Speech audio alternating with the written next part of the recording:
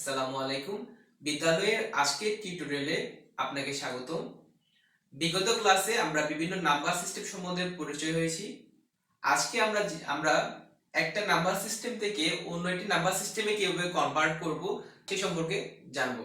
তো আমরা যদি আবার একটু রিভিউ দিই, এই ডেসিমাল নাম্বার সিস্টেমের বেস কত ছিল? এর বেস ছিল 10, অর্থাৎ সে 0 থেকে 9 পর্যন্ত কাউন্ট করতে পারে। আচ্ছা, বাইনারি নাম্বার সিস্টেমের বেস কত ছিল? ওর বেস ছিল 2।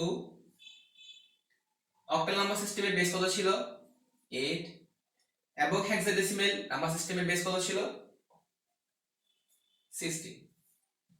এখন আমরা আজকে যেটা করব সেটা হচ্ছে এই একটা নাম্বার সিস্টেম থেকে আমরা অন্য একটি নাম্বার সিস্টেমে কিভাবে কনভার্ট করব সেই সম্বন্ধে আলোচনা করব। আর মূলত আমরা কি করছি সেটা হচ্ছে আমরা মূলত বেসটাকে কনভার্ট করছি।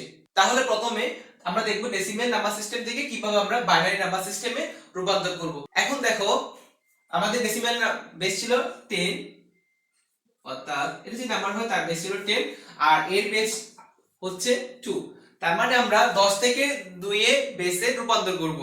এখন যদি আমরা ডেসিমাল নাম্বার সিস্টেম সম্বন্ধে বলি, আমরা সাধারণত দুই রকম সংখ্যা দেখি ডেসিমালে। সেটা হচ্ছে একটি হচ্ছে পূর্ণ সংখ্যা, ধরো 10 পূর্ণ সংখ্যা, আর অন্য একটা অবস্থা থাকতে পারে সেটা হচ্ছে দশমিক যুক্ত হয়ে থাকতে পারে 10.23। এটা হচ্ছে দশমিক যুক্ত সংখ্যা আর এটা হচ্ছে পূর্ণ সংখ্যা। এই দুটো কন্ডিশন আমরা চেক করব এবং এই দুটো কন্ডিশন থেকে আমরা বাইনারি নাম্বার সিস্টেমে আমরা কনভার্ট করব। এখন আমরা পূর্ণ সংখ্যাকে কিভাবে আমরা বাইনারি নাম্বার সিস্টেমে রূপান্তর করব তা দেখব। একটা উদাহরণ দেখা যাক। ধরে নিলাম এটা হচ্ছে আমাদের একটা ডেসিমাল নাম্বার। যখন আমরা ডেসিমাল নাম্বার সিস্টেম থেকে অন্য যে কোনো নাম্বার সিস্টেমে যখনই কনভার্ট করব তখন একটা বিষয় সবচেয়ে বেশি মনে রাখবো, সেটি হচ্ছে প্রথম অবস্থায় তাকে যে নাম্বার সিস্টেমে কনভার্ট করব তার বেস দ্বারা ভাগ করব।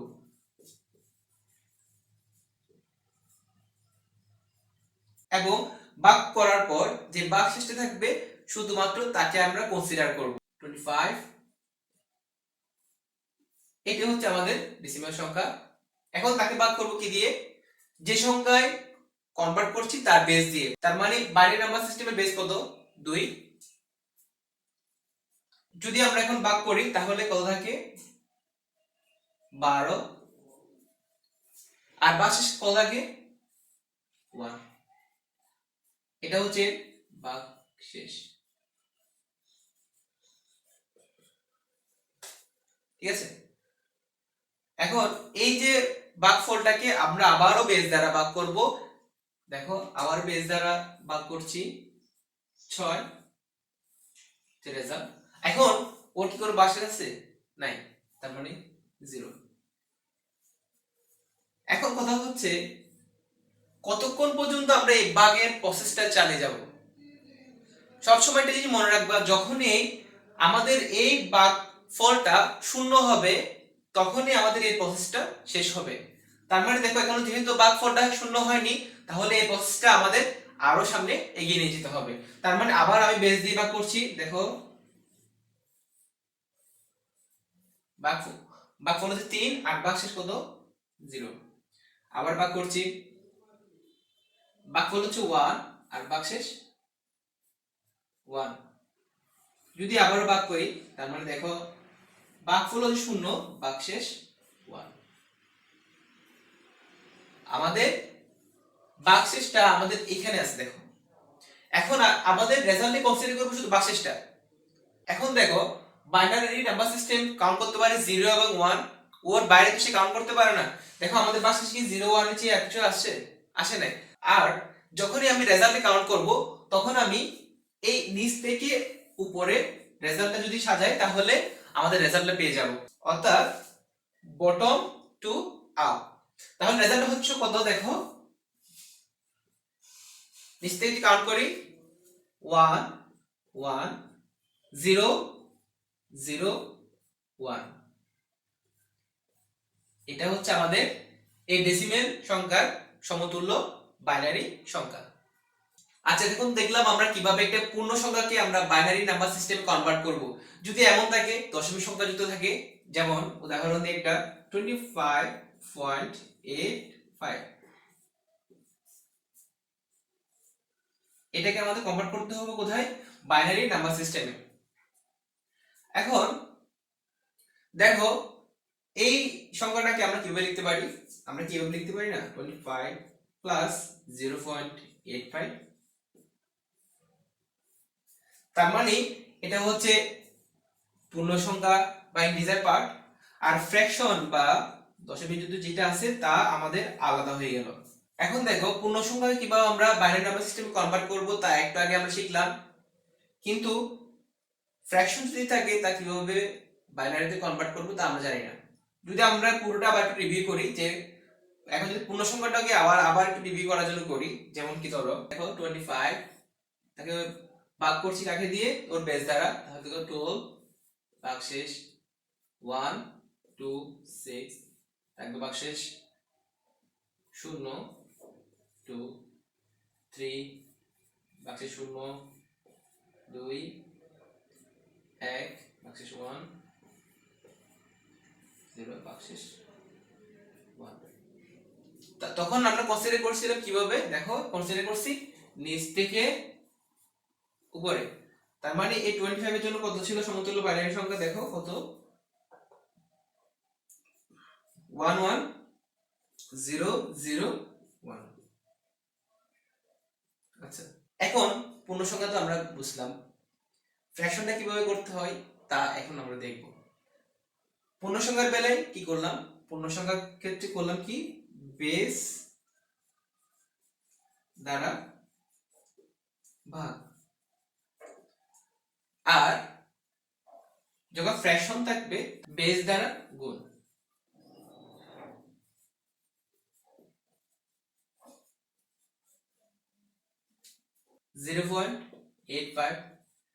তাই গুণ করবো কত দিয়ে? তার বেস দিয়ে। বেস কত ছিল? বেস 2, তার রেজাল্ট আসবে কত? 1.70। এখান থেকে পূর্ণ সংখ্যাটাকে আমরা বের করে আনবো বা বিয়োগ দিব বা পপ করব। তাহলে দেখো এটা যদি আমি বাদ দিই তাহলে আসে কত? 1, আর থাকে কত?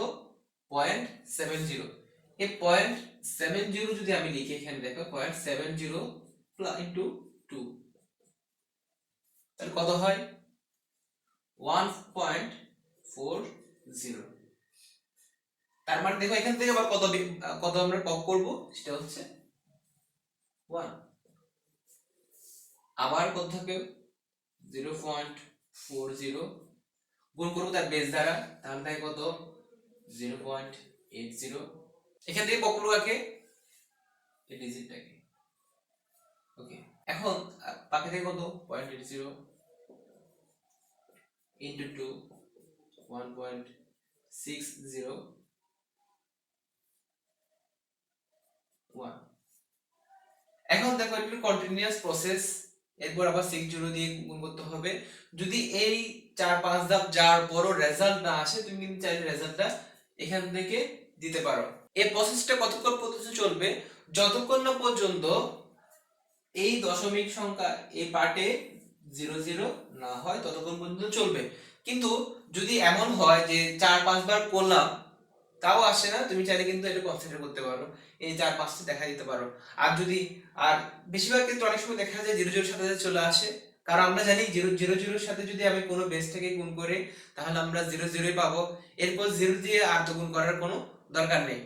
আর এই ক্ষেত্রে আমরা করলাম কি, পূর্ণ সংখ্যার ক্ষেত্রে করলাম কি, আমরা পূর্ণ সংখ্যার ক্ষেত্রে কনসিডার করছি নিচ থেকে উপরে বা বটম টু আপ। এটা হচ্ছে তার উল্টোটা, আমরা এটাকে কনসিডার করব up to down or up to bottom. Okay, তার মানে দেখো আমরা তো এটা পেয়েছি কার জন্য? পূর্ণ সংখ্যার জন্য। তাহলে পয়েন্ট দিয়ে লিখলাম, পয়েন্টের পর কত পাইলাম আমরা? 1 1 0 1। যেহেতু প্রসেসটা চলমান তাই আমরা চাইলে সেটাকে কিছু ডট ডট দিয়ে রিপ্রেজেন্ট করতে পারি। আর এখন যেহেতু এটা কনভার্ট হয়ে গেল, তাহলে তার বেস হচ্ছে কত? 2। এখন যদি আমরা আরেকটা উদাহরণ দেখি, দেখো যদি দেয়া থাকে 0.1 0.25 এটা হচ্ছে ডেসিমেল সংখ্যা, যেটাকে আমাদের কনভার্ট করতে হবে কোথায়, বাইনারিতে। যখন দশমিক চতুর্থ সংখ্যা থাকে তাকে যখন আমরা অন্য একটি নাম্বার সিস্টেমে কনভার্ট করব তার বেস দিয়ে গুণ করব।